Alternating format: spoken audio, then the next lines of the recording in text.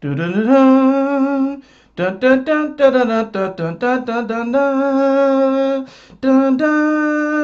dun dun dun dun dun dun. Astrology is now. A very grateful Yahoo to all of my beautiful brothers and sisters out there. How are you all doing? Welcome to today's podcast. This is Astrology is Now. It is Monday, October 28th, 2019. Thank you so much for joining me. It's 8:53 p.m. as I'm recording this, which means that by the time that you see this, you might be going to sleep. And you're going to be like, yo, Astro, I thought you said the podcast was going to come out every Monday and Thursday, but look at you here, you're posting it late. What happened? Well, yeah. I don't really know why I was talking like that. I just decided to. So if I culturally appropriated anyone, I'm sorry and I apologize for that, despite the fact that I am from the South. So I actually do slip into a country accent. You know what's weird about me? This has nothing to do with astrology, but I'm subject to talk about anything on this show. You know what's interesting? A lot of people, when they meet me, they're like, they're shocked when I tell them that I was born and raised in Georgia. They're like, what? You were born and raised in Georgia? You sound like you're from the North. You sound like you're from the West. I've gotten everything from New York to California. I got Minnesota one time. Like, I think one time I got like one of the Midwestern states, like Ohio or something like that. I've gotten a lot of things, but then I tell them, no, I was born and raised in Georgia, and it's like they just assume that everybody from Georgia gotta talk like this, and they're surprised that I don't talk like this, and they're surprised that I just sound like this. And they always say this, which at first and it never really got to me, but I was like, oh wow, you just sound so proper and intelligent speaking. And I'm like, so people who talk country aren't intelligent? Like, really? One of the brightest, most intelligent kids I know, like he had crazy book smarts. One of the most brightest kids I know sounded country as fuck. Now, I mean, he wasn't necessarily. I mean, he was really bright. He was really smart, and like at least back then, it didn't seem like he was doing much with his smarts and stuff like that. But this dude was bright. Like this dude was intelligent, but just was the countryest sounding dude ever. But like, you know, yeah, I guess if you sound country, you're not smart, whatever like that. I guess people are like, you're from Georgia? Yeah, yeah. But you don't have a country accent. I know, but honestly, if you get me going, it kind of comes out. It's coming out more now. My country accent has been coming out more lately, over the past couple of years than like the first, 25 or so years of my life. I don't know why. I guess because it's mainly within my relationship. I get so comfortable within my relationship, and I now can say marriage, but I get so comfortable within my relationship that it will just come out, and then she'll make fun of me, because I'll say something with a super country accent, and it's usually only one or two words in the whole sentence or phrase that I'm saying, but for some reason that part of it is just country as hell sounding. So you have a couple of inside jokes about that. But y'all didn't come here to listen to me talk about my lack of country accent that only comes out occasionally. Y'all came here because this is Astrology is Now, and you wanted to listen and hear what I had to say about what in the fuck is going on right now. Well, I will say this. How was the new moon in Scorpio for you? I did actually make a video on the new moon in Scorpio. You should go check it out. It was pretty cool. Let's see what degree the moon is actually at this current moment. Oh snap! Miami's up 14-0 on the Steelers. What? Anyways, just a quick aside there. Forgive me. Anyways, we're going to look up the current transits in astrology, see where things are at the current moment. Okay, we have The moon is sitting at 17 degrees of Scorpio. Hey, my Pallas Athena is 17 degrees of Scorpio. So the moon right now is actually making a trine over to Neptune, getting ready to conjunct Venus and Mercury tomorrow. So that's going to be rather interesting. And it's also going to be sextiling Pluto. They're already sextile Saturn, and it'll be sextiling Pluto throughout the night. So that's going to be kind of interesting. That's going to be rather interesting. We have like this very loose kite going on right now with the Neptune and the North Node and the Moon. Of course, the Sun's probably going to activate this more as the week goes on. Actually, the kite probably won't be there because by that time... No, that's not right. Because Mercury's going to be retrograding this week. Mercury's going to be retrograding this week. That's right. Mercury and Venus are about to flip because literally the day before Halloween, they're going to both be conjunct at 27 degrees, while the moon is going to be at 13 degrees of Sagittarius. And then literally the next day, Mercury is going to go retrograde, the moon's going to conjunct Jupiter, and then Venus is going to go into Sag. There's going to be a major energy shift at the end of this week. There really is. Because whereas Mercury was kind of now leading the charge as far as like these inner planets that move really, really fast. Forgive me, my phone made a notification noise. But Mercury had been leading the charge for a little bit, but now that Mercury has slowed down and is getting ready to retrograde, Venus is going to overtake Mercury, so that's going to be the first shift that you feel. And then as the moon is crossing over Jupiter and over the galactic center point and going into Capricorn, we're going to have Venus entering into Sag. So there's definitely going to be this shifting of energy where now, as far as our values and the way that we beautify our world, which is Venus, that whole energy, it's going to shift from this deep Scorpio energy into this lighter Sagittarius-like energy. So there's going to be more of a focus and value on kind of keeping the party going, kind of keeping things light and being positive and optimistic, because Sagittarius can be very positive and optimistic. But with the Mercury retrograde in Scorpio, this can actually allow for some of these darker thoughts to come through, but we're going to be processing these darker thoughts. We've already been having these darker thoughts for quite a while since Mercury entered into Scorpio, which was about... let's see, when did Mercury exactly enter into Scorpio? Let me just look on here real quick. It was at the beginning of the month, so October 3rd, Mercury entered into Scorpio. So we're going to get this energy for a while. It's now at, of course, 27 degrees, and by the time that Mercury actually goes direct, it's going to be November 20th. All right, so that's a full month and a couple of weeks.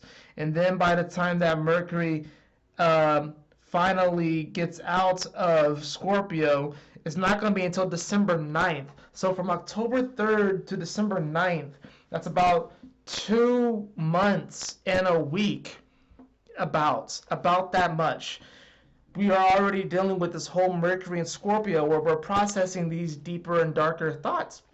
Dark doesn't necessarily mean bad, it doesn't mean evil, it just means hidden, it means occult. So that's what we're dealing with. By the time that Mercury does come out of Scorpio, Mars will actually be in Scorpio, and Mars will be getting ready to trine over to, wow, this is interesting. It's going to be trining over to Neptune, but not only that, when Mercury officially enters into Sagittarius on December 9th, guess who's going to be opposing Mars in Scorpio? The moon in Taurus. This is going to be rather interesting because Mars likes to be in Scorpio, the moon likes to be in Taurus. This is a very diametrically opposed kind of energy because Mars would rather not be in Taurus because it's too slow for Mars's taste, and the moon rather not be in Scorpio. So there's going to be some fiery passion with that energy. And if you happened if you happen to have checked out my new moon in Scorpio video that I put out, go and check that out. Why? Because on this day, when Mercury does enter into Sagittarius, and we start to think differently because Mercury will now be in a new space and a new energy. During this transition and during the opposition of Mars and the Moon, Jupiter will be in Capricorn officially at 1 degrees. And I mentioned how during the full moon this year, the full moon of Scorpio earlier this year, Mars was at 1 degree of Cancer. So Jupiter is actually going to be opposing that spot. Now, how should I break this down? And Chiron will be squaring that spot. So there'll actually be a sort of like a trans-dimensional like time T-square. And I know that sounds kind of odd and weird, but we have to understand this, that to the gods, time doesn't really exist. Time exists to us, but for them it doesn't exist. So this is why planets can make aspects to places where they were previous, and it can still trigger things. So when Mercury enters into Sag, and the Sun is going to actually be at 17 degrees of Sag at this point, it's literally crossed over that halfway mark of Sag. It has already squared Neptune. It has already gone through that whole battle. We are going to be stepping into this new world. Come December 9th, you're going to be thinking in a whole new way. There's going to be this sort of final boss battle on this day, and you're going to be stepping into this new world because Venus, of course, is going to be in Capricorn as well. Venus is going to be catching up to Pluto and Saturn. They're all going to be within 5 degrees of each other. Pluto will be at 21 degrees, Saturn will be at 18 degrees, Venus will be at 16 degrees. It's getting juicy, guys. It's getting hot. It's getting heated. Can y'all feel this shit? Because it's really getting intense. It's really getting intense. Also by that time, Neptune will actually be out of its retrograde phase too. So even the illusion, when it comes to the illusion with Neptune, that will actually be lifted. In a sense, that'll be lifted. I just kind of went on a rant. But let's just right quickly read 17 degrees of Scorpio and Elias Lonsdale's Inside Degrees. Let's read 17 degrees of Scorpio. The mountain abode of a hermit, a stronghold for secrets, hidden purposes, and inward streams to thrive and prevail. You live several lives in one, harboring the brightest, the darkest, the strangest, and the most wondrous worlds. Accustomed to the shadows and to meditation, prayer, and extraordinary discipline, remaining in here forever. Absolutely uninvolved with surface affairs, no outer life whatsoever, but inwardly deep, intense, and overwhelmingly driven, following through on ancient vows, a grim, heavy, somber tone, the capacity for root transformation and extraordinary realization. Your central focus is to be with God in the silence steadfastly, and there is nothing else that comes even close to feeling all the way through, on and true. This really does speak to the individual's relationship with God, Spirit, Source, whatever you really want to call that higher self. This speaks to the individual process. And what I love about that passage is it mentions pretty much how spirituality is something that is personal. We can have spiritual groups, we can have meetups, we can hold assemblies, and obviously we have churches and stuff like that, right? But really the relationship with God is a personal relationship. And that's kind of what we're being revealed to right now with this moon in Scorpio. And as it goes over, Venus, as it goes over Mercury, this is really the energy that we're exposed to right now.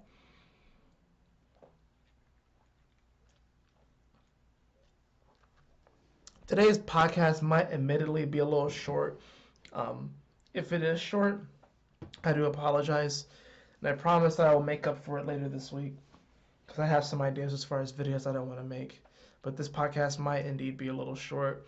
But one thing I wanted to talk about though, I wanted to talk about anxiety, and I've mentioned this stuff on my channel before, but I want to talk about anxiety, and I want to talk about, potential astrological implications if you happen to be experiencing anxiety in your life, whether it's just momentary anxiety or prolonged anxiety, such as myself, where I've been dealing with this for several years now, since about 2017. I've been really dealing with the anxiety, where I've been just like really aware of it, panic attacks and so forth. I haven't really had a panic attack in a while, knock on wood, but I still have anxiety and it comes from a multitude of things. Um, I've dealt with relationship anxiety, ROCD. I've dealt with definitely health anxiety, where I'm like compulsively worried about my health. I've definitely like a sort of existential anxiety, death anxiety, of course, worried about when I'm going to die, and these sort of things. Um, I think that right now, anxiety and depression is at an all-time high, and it will continue to rise. And a lot of that does have to deal with, you know, this Neptune energy in Pisces, despite the fact that Neptune is home here. But we also have to look at what else is going on. We have to look at the fact that Jupiter is also in Sagittarius, so it's actually squaring this energy.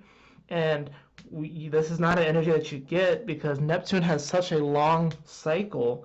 So for Jupiter to be in its home sign at the same time that Neptune is a rare event. So when these energies square each other, despite the fact that they're similar, Sagittarius and Pisces are very similar.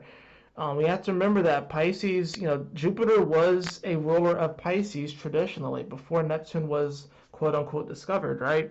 So these are very similar energies. They essentially kind of do the same thing in different ways.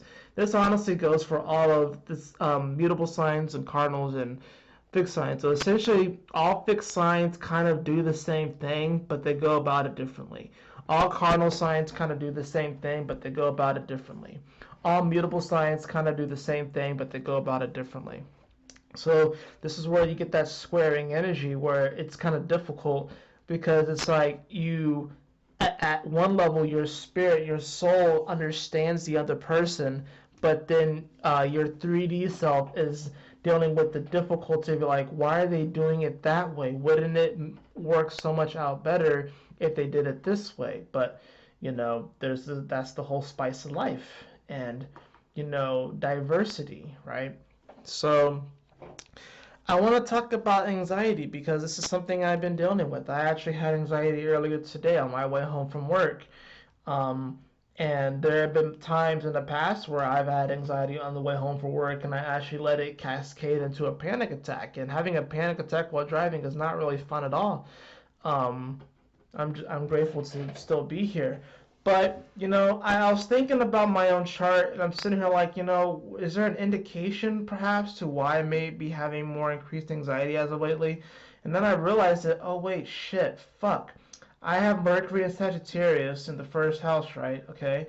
And right now it's getting squared by Neptune. So I feel like if you have anxiety or some type of depression or whatever like that, but anxiety is essentially where we are constantly worried about the future, right? And we could also be worrying about our past and having doubts and stuff like that. But it's essentially constantly worrying about the future, and it pretty much robs you of the current moment, essentially, right? So I feel like if you're wanting to learn more about anxiety in your relationship with such, you would want to look at Mercury, obviously, because Mercury is the ruler of the mind and communication. And a lot of times anxiety it literally just comes from the mind. It's just these stories that we like to tell ourselves. You also want to look at Saturn, and you also want to look at Uranus. You want to look at Uranus because Uranus is predominantly focused on the future, and Saturn I would say, is predominantly focused on the past, although even though it's the ruler of time, It can be future oriented, but that's where Uranus comes in, because Uranus is more so focused on the future. But you want to look at these areas. You want to look at your Saturn, you want to look at your Uranus, you want to look at your Mercury, and you want to look to see where any current transiting planets are making major aspects to these, and it can kind of tell you like how you're experiencing this or why you may be having the anxiety. So for me, for example, right, I have Mercury at 16 degrees of Sagittarius.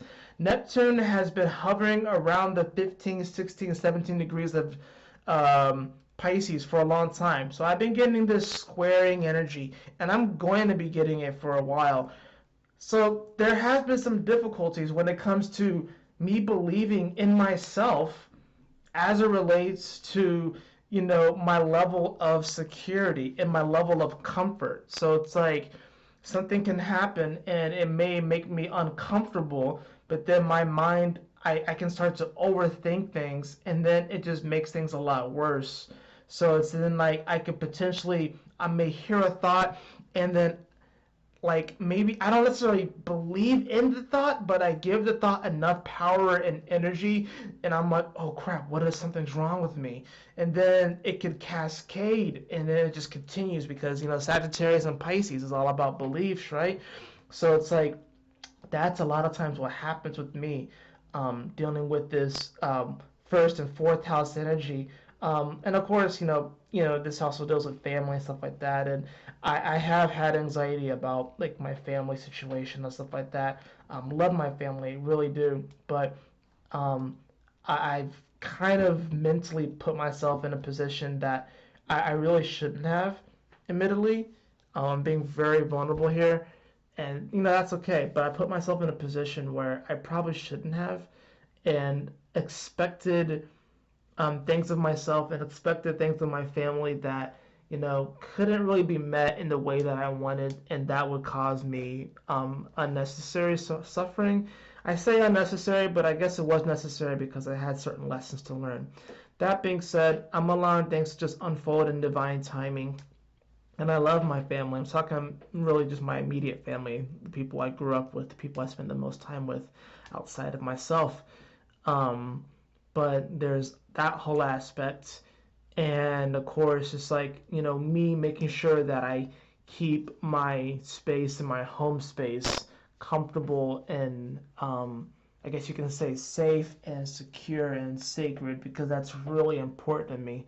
Because there are times where I can go out into the world and I'll come back home and I do feel fine, but I've had panic attacks here too. So then it's like there have been worries about what should I do? Should I change up my energy? Should I change up something here? Should I go? Should I dip out? Like, there's been that sort of stuff that I've been dealing with, but a lot of times, like, I've noticed, I've thought about it. It's like I've had so many, I get pretty much mild anxiety every day, honestly.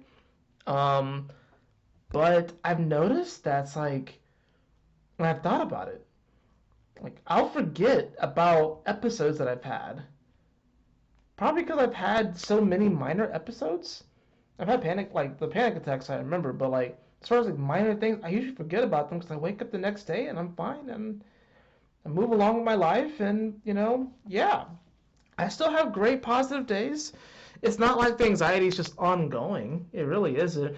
Sometimes it happens a lot of times it'll happen when I'm by myself, And I used to be very, very, very comfortable by myself. I used to be very, very comfortable in my own headspace. And now it hasn't been as much. But I don't think that this problem is unique to just me. I think a lot of people are experiencing this, especially if you're attracted to this sort of material.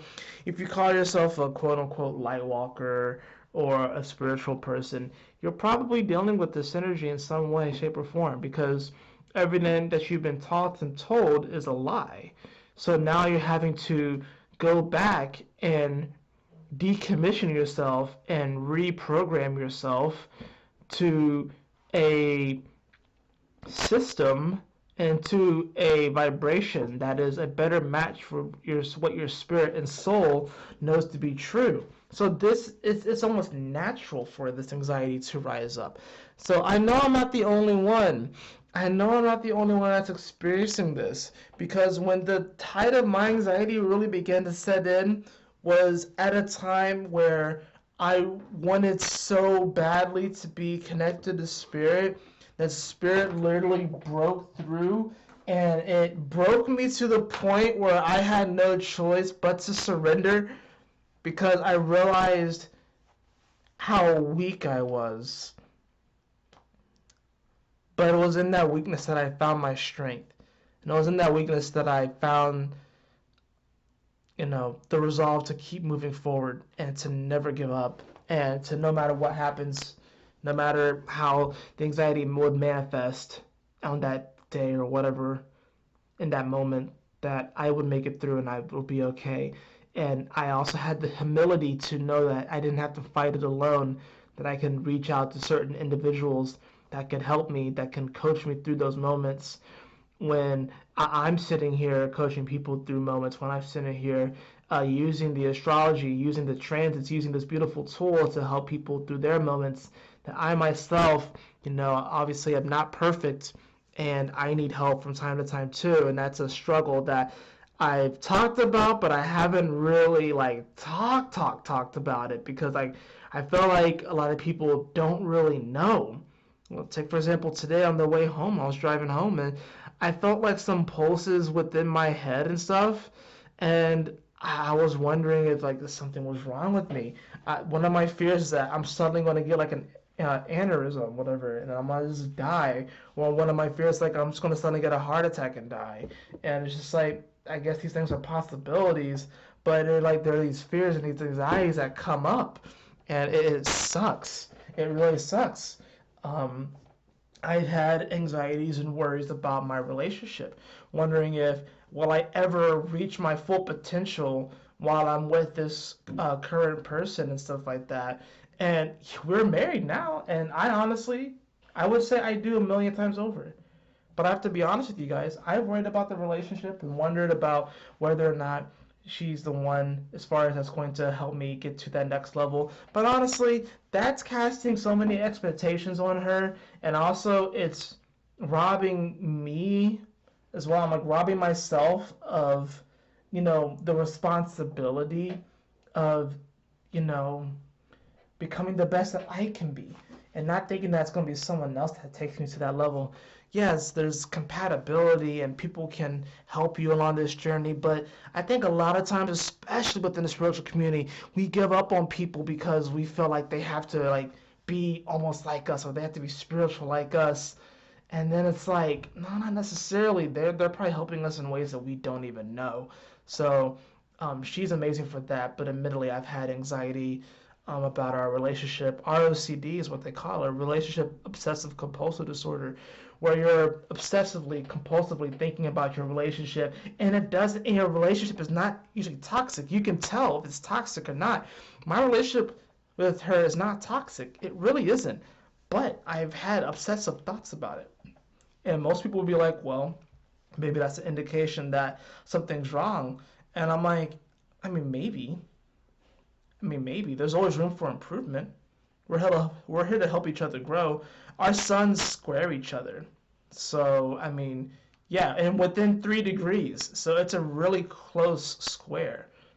Our Mercuries square each other. So, yeah, but squares don't necessarily mean bad things. It just means it's just, for growth and stuff. Um, and of course, I've had like the spiritual anxiety too, wondering if I'm connecting to the right spirits and the right beings, wondering if I'm following the right path. But then, of course, I do get notifications. I get signals from the universe that I am doing what I'm supposed to be doing. But this anxiety is a real thing.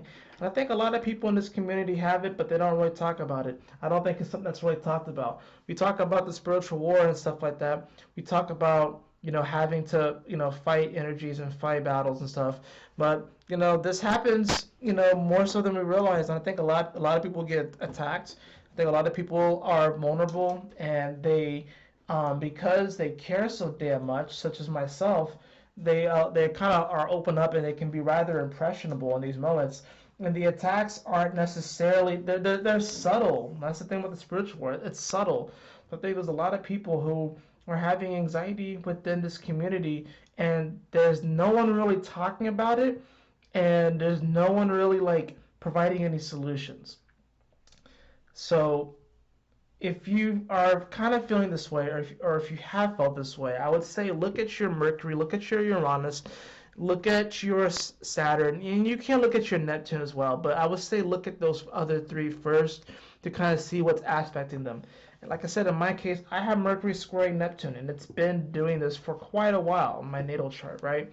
Um, for quite a while, right? I've been dealing with that sort of energy. And as far as like my Uranus, I do have Uranus in Capricorn at 11 degrees, and the South Node's been on top of it. So, of course, that's been fun. That's been fun. Then I have Saturn at 1 degrees of Aquarius, so nothing's really aspecting that too much. Um, but, it's like we did have the South Node that went through Aquarius. I remember that transit. Holy fuck, I remember that transit. When the South Node went through when the South Node went through Aquarius, excuse me. I remember that, and I think it's also because I know what's coming. I know that Pluto and Saturn are getting close to that point, and I know that I'm going to have one hell of a Saturn return. So I think it's because I'm so worried about the future that it's robbing me of the now, and robbing me of the now robs me of the future because I won't act the way in the now, so I can ensure, or at least give myself a better opportunity of having the future that I want. I think that's something that's not privy to me. It's not unique to me. I think something that we all deal with. So I would say to look at those things, and then some solutions to if you happen to be having anxiety right now, or if you have dealt with this energy. I'm probably going to make more videos about this and reiterate it, but some solutions, some of the things that I have done. Obviously, deep breathing helps. If you find yourself having some anxiety, obviously taking some deep breaths is very important, and it very much so helps. I have found that exercise really helps. The last time that I felt a panic attack potentially coming on, when anxiety was actually kind of high, I was like, you know what, fuck this shit. I'm not going to let this thing take over. And I literally grabbed some weights and I started exercising. I didn't exercise for very long. I maybe did like 15 minutes or so, but I just started doing some exercises and it disappeared. So exercising really helps. Deep breathing really helps. I would say this is going to be a rather unconventional thing, but if you happen to have a stuffed animal of some sort or a pillow, hug it and grab it and hug it. Now I have some Pokemon stuffed dolls that I use, and particularly the ones that I grab when I'm having anxiety. Most of the time I'm gonna grab my Snorlax. Sometimes I grab my Eevee, but most of the time I grab my Snorlax and I just hug it. I just hug my Snorlax, and that really helps. Interesting enough, it just helps. I don't know what it is about that act, but hugging something, holding something really helps to alleviate the anxiety in that moment. Um, if you don't have a stuffed animal, I think a pillow will suffice. Um, call someone. Call someone that, you can talk to about it with. And just be open and honest with them. And even if you don't necessarily go into detail with them, just call someone who will be willing to listen to you. That's really important. That's what you can do if you're having a moment of anxiety or if you're having a panic attack. One of the methods that I've used is this sort of game with your senses, where you go through your five senses, although we have more, but you go through your five senses and you list things. So I think it's like 5 things you can see, 4 things you can touch. I want to say it's like, it's like 3 things you can like hear, I think, or something, and then 2 things you can smell, and then 1 thing that you can taste, or some variation of that. Going through your senses, that actually helps you to ground you in the moment. Because when you're having anxiety, you're really worried so much about the future, or you're so worried about the past that you're not grounded in the moment. So when you can tap back into your senses, that's really powerful. That's something that you can really do as well. watch something funny. Like watch like some like comedy routine. Watch like a funny show. That'll really help. Honestly, I've noticed that playing video games has helped. I would say about 90 to 95% of the time, video games actually helps me to kind of relieve anxiety because it allows me to focus on something. That really helps. Writing it out. Write about your anxiety. Write to your anxiety. Like address your anxiety head on. That's another way that I found to really help. Dancing. Going outside. Putting your feet in the grass and stuff. But these are all ways that that can help you. And of course, everyone's different. So I say experiment with it, test it out. Um, I would I would strongly recommend not hopping on YouTube and watching like videos about, your sign, whatever like that, and what's happening. I would actually recommend against looking at what's happening today for so and so sign, or I would recommend not pulling cards. I actually would recommend against. I've done this stuff, so I'm kind of like the guinea pig on myself when it comes to this. I've done it to where I've drawn cards on blue in the face, and I'll get like one answer that it's like not what I want. Then I get another answer that I want, and then it just gets annoying. So like now when I have anxiety, I don't even bother looking at my cards. I don't bother getting on YouTube and like looking at really anything super spiritual. I just go to these methods, and it works for me. And of course, I have my lovely wife there that helps me as well. Um, but yeah, I honestly didn't know I was going to talk about this. Actually, no, I know I was going to talk about this today because I thought about it on the way home. I was like, maybe I'll talk about anxiety. Maybe I'll talk about this. And I know I'm not the only person who deals with this. And I know I'm not going to be the only person that deals with this.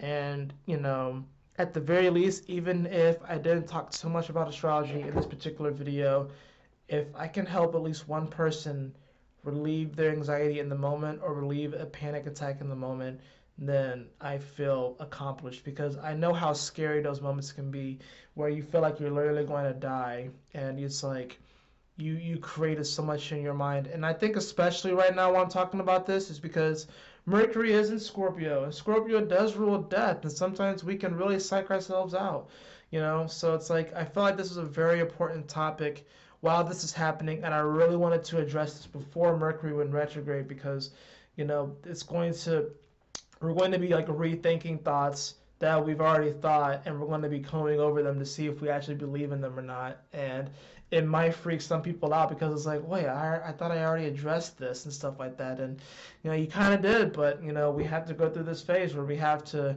readdress these things and really figure out, our direction and where we're going and how we really want to experience this thing and like what are we going to hold as sacred and pure and how are we going to transform our lives. um, it really is a beautiful thing, and I'm just happy to be a part of this journey with you all. And if anything, I hope that you gained a tool or two to help you in moments where you're feeling not strong or you're feeling weak or you're feeling anxious or you're feeling worried or you're feeling depressed. I hope that at the very least I gave you a tool or two to help you in those moments to realize that you are perfectly fine the way that you are. You're okay, you're protected, you are loved. And yes, this is a battle, but you are an incredible warrior. You are so much stronger than you give yourself credit for. And just know that to be true. And you will believe it, and you'll see just how far you'll go. Um, anyways, that just about does it for this video.